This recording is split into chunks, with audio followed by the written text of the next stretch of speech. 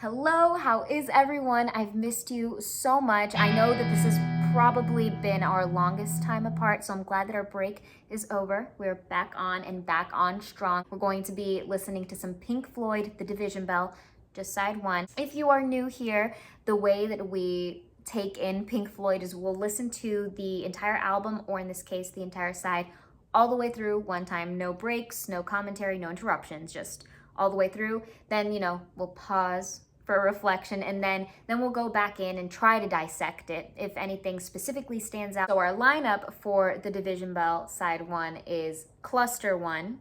Then we go to What Do You Want From Me? 3 is Poles Apart. Cuatro is Marooned. 5, A Great Day for Freedom. And we ended on 6, Wearing the Inside Out.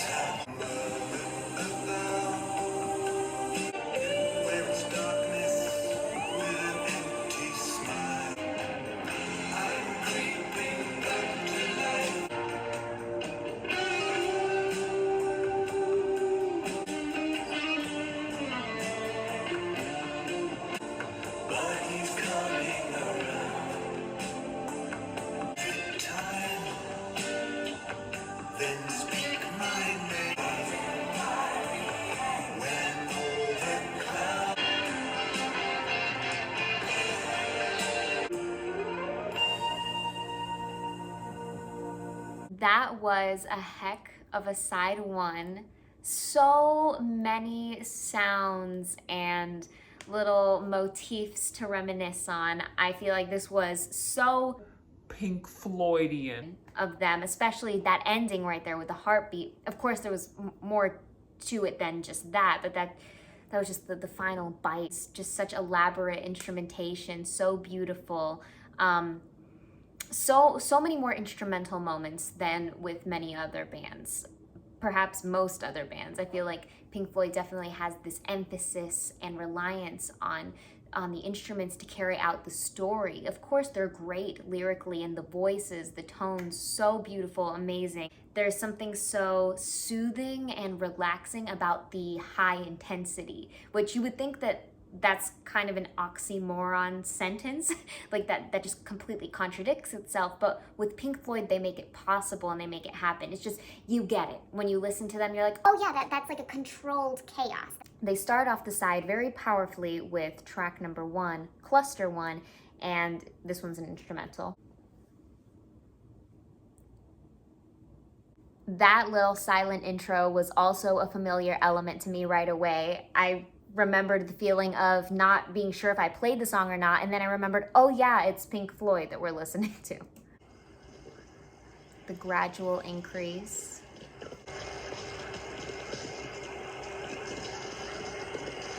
So this slow crescendo kind of allows us to let this anxiety within us grow faster than the music seems to be growing. They seem to be like hitting the microphone, adding this static. There's this clustered element, hence the title. It's just this kind of windy, environmental, like we get a little bit of weather, a little bit of ambiance.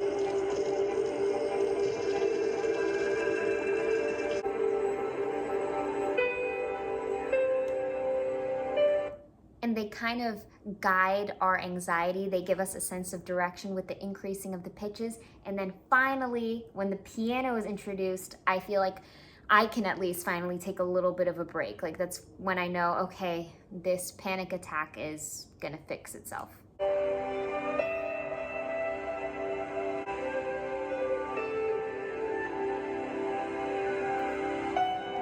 With this part in particular, with the mixing of the Beatle-esque synthesizers, like that looped, rewound, messed with tape sound, mixed with the hollowed elements of the piano pitches being hit, I feel like this is kind of reminiscent of Echoes. It kind of reminds me a little bit of that feeling that we got with Echoes.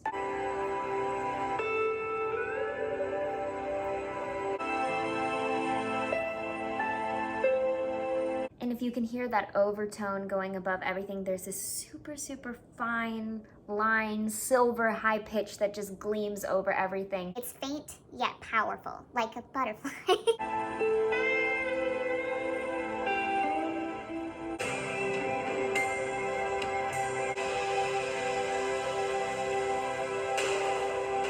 So much to chew on and digest already right off the bat, and we haven't even been introduced to any lyrics, any voices, but we're already set in this story. With this side, I feel a sense of isolation. That feeling of being alone is shared by everyone, so in a way, when you feel alone, you also feel united, because we all feel that way, if that makes any sense.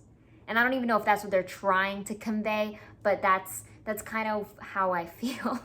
And at number 2, we've got What Do You Want From Me? I just love the way that this song kicks off with that little drum moment. I love a good percussive intro. This one has a nice groove.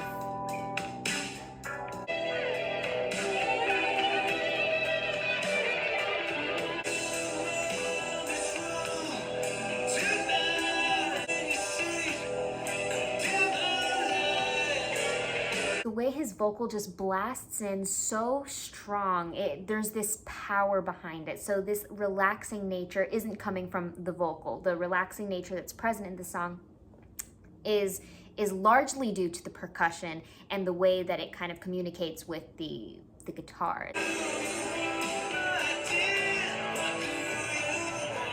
I loved that really dramatic build up. There was a lot of tension that was built up, and then we had that beautiful peak or release. I loved that little switch right there because I feel like that was a very blatant transition.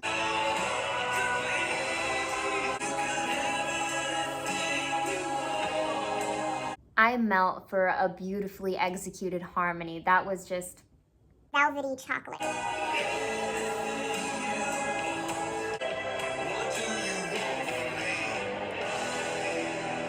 the deep and dark underworld of the lead vocal, along with the bass. The way those two intertwined created this heavy, almost like underworld feeling, and the way that it balanced out with the heavenly, celestial, chorus-like, angelic background vocals.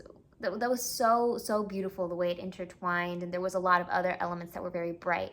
But overall, you know, this like dreary feeling. The song was in a minor key, so it kind of presented itself that way too. Very like alluring, kind of evil.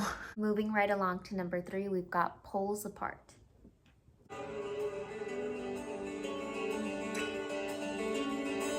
So right away we have this little bit more ethereal, whimsical, bright light, a little bit major. It just feels a little happier, like we're a little bit more on a bright, sunny side of things.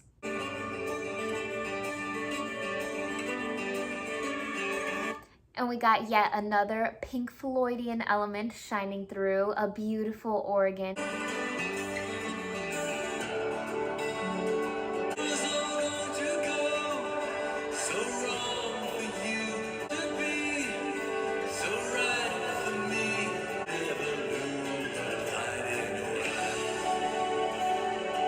So when we finally reach the moment of being dragged down, pulled down, they play with a little bit of a sequencing, namely repetition. With the melody, they kind of start going, da, na, na, na, na, na, na, na. They drag us down, but they keep us in this light, bright world, even though we're being brought down. It's almost like we know we're being yo-yoed. Like we're not being pulled under, we're just being tugged at so that we can bounce back up. And they also played with a little echo in there, which was really fun and added dimension.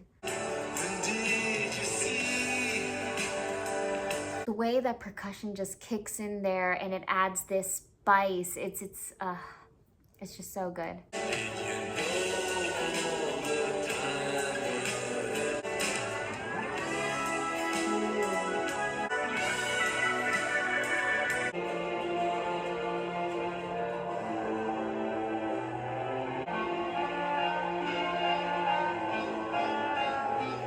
So when I listened to it back on our first listen, I thought of this section as our European circus tornado. Like it just felt like this tornado, right? Because the music just keeps revolving and it has this like kind of circular motion type of feeling where each sound comes around and it's highlighted at a certain point and it's very, very connected, very legato. And the instrumentation is a little bit French to my ear, but the way that everything collides is also very circusy and very playful in a very dark way, like a dark circus or like a scary one. But for some reason, I remembered this happening much later. I didn't remember that this part was featured on Poles Apart.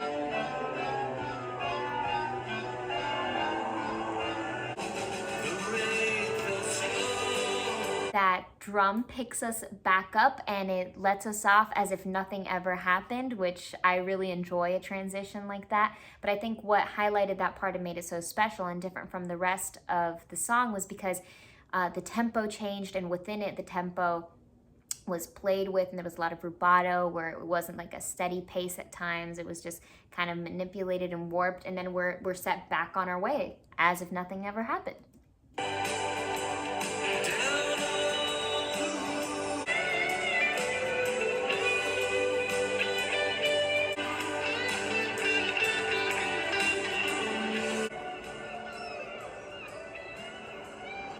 There at the end, it kind of sounded like we had some waves crashing up on the shore and some seagulls, which I don't know if I just didn't remember that or if I missed that the first time around, and I was probably stuck on something else I had listened to, or I was stuck thinking about that dark, twisted circus, because I'm still thinking about that right now, and I just want to commend them. And this does have to do with that seagull sound too at the end.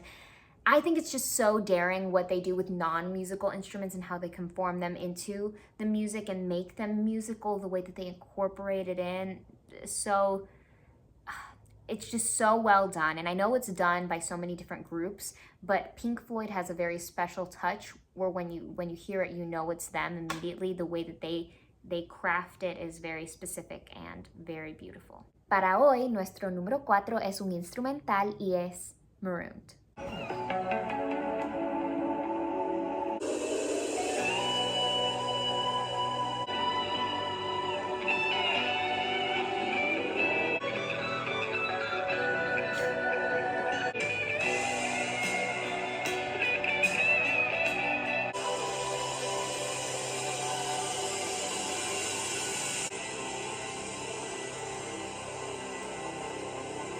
So even though Marooned was an instrumental, right, no vocals, I still felt that same gratification as when I hear a singer belt out a high note when we reached the high notes, right? Like the guitar was just so heavy in this song. It needed to be. It was pivotal because it acted as our guide the way that lyrics do or a voice does.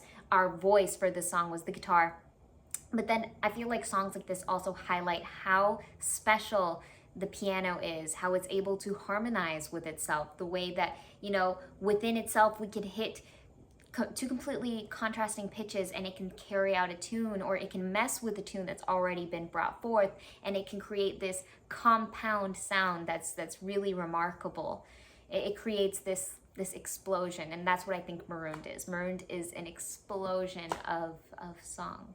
Number 5 and second to last, we've got A Great Day for Freedom.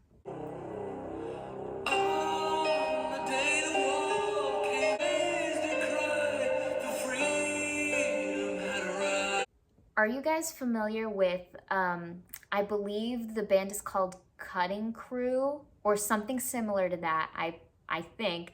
I Just Died in Your Arms Tonight.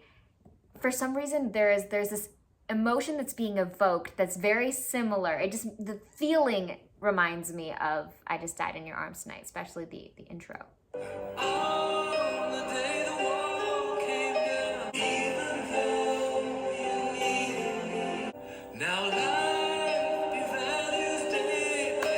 The contrast between the eerie darkness of the verses and that beautiful light, bright interruption of the chorus is As subtle as a gun. to quote Ryan Reynolds in The Proposal, because I just watched that, to completely contrasting atmospheres, climates, everything is completely different.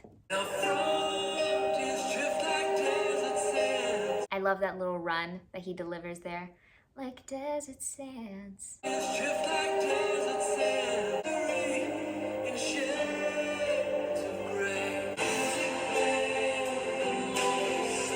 Powerful.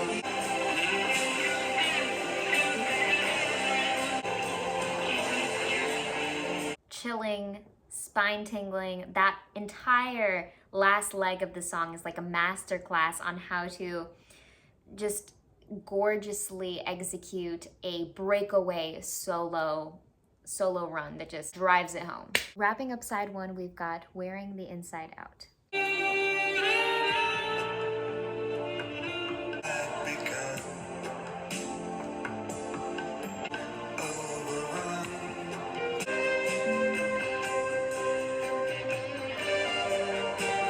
That was just so victorious and triumphant, that little progression right there, and the grand sound of things.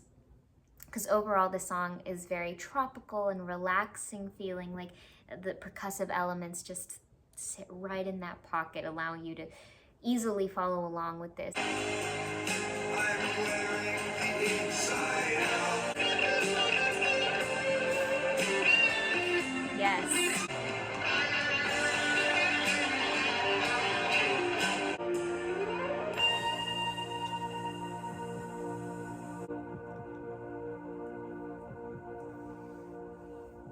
Powerful song, powerful ending, that heartbeat, bringing us right back to our Pink Floyd roots. That ending kind of reminded me of Dark Side of the Moon. So many things to unpack, so many things that I'm gonna look back at while I'm editing and say, oh my gosh, I wish that I had said this or that or whatever, but I really, really enjoyed it. I'm really looking forward to listening to side 2, and that's going to be up next, our next video. So thank you for listening to this with me. Thank you for sitting down with me today, and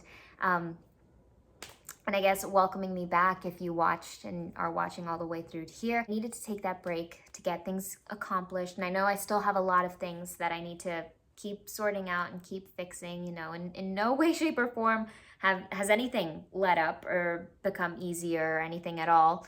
But today just felt like the right day to jump back into this, because after a while you realize it's never the right time. So you just got to make time. And that's with everything in life. So here we are. Here we are, and I have to thank you from the bottom of my heart for sticking with me through all of this. It's been crazy, hectic, dramatic, but even though there's been lots of tears, there's been lots of laughs and lots of happiness, and a lot of that we've shared together. A lot of my joy that I've experienced has been with you guys, sitting here, whether it's when we interact with each other or when we listen to the music. I really, really want you guys to know that I appreciate each and every one of you and everything you guys have done for me. I don't want to get emotional or anything, because I want the trueness of this to shine through. I want to be as sincere as possible, because I mean this from the bottom of my heart, that you guys have done a lot for me. So I thank you, and I see each and every one of you, and with all the super thanks, or even just leaving a kind comment, viewing the video, liking it, subscribing, everything you guys have done for me, I appreciate, and I want to be here for you. Also, in terms of our order of things, I'm kind of just going to throw that whole thing away and abandon our controlled chaos, because it just became chaos that was controlling me. I felt very scatterbrained and very intimidated by the rules that I set, which were crazy. So I don't want to continue to do that. We're just going to listen to the music that, you know, inspires us. Yes, we have a list, and I want to kind of go in the order of the things that you guys have recommended to me, and we'll go for those things. But you know, if something stands out, we're gonna jump on board and listen to you know, something different every once in a while. I just want to keep things fresh, and I want to make this an exciting and fun thing for everyone, every party involved. You know, I'll see you in the next video. I almost forgot to tell you guys to take it easy.